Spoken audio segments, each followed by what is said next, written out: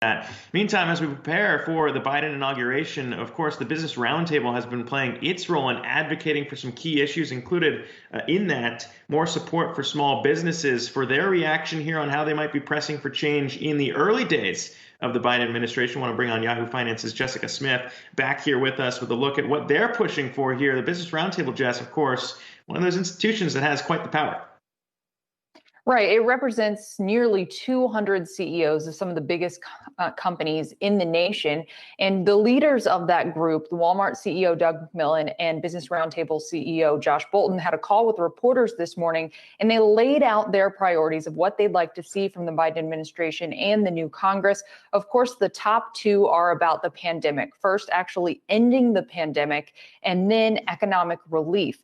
And then they did have some other priorities like climate change, racial justice, and immigration reform. They say those are all things that need to get done, but right now the focus just has to be on fighting COVID-19. One of the things that was interesting was from the Walmart CEO. He said that the company had been in touch with the Biden administration about speeding up the vaccination process. He says there needs to be more clarity and consistency with the rules to actually make that move faster.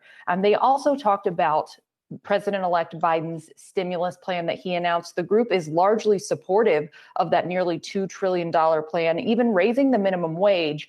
But they say that that needs to be done in a bipartisan way. They say if that can't be done in a bipartisan way and it's going to hold up the broader package, they'd like to see that put off for later, but they do say the federal minimum wage needs to go up.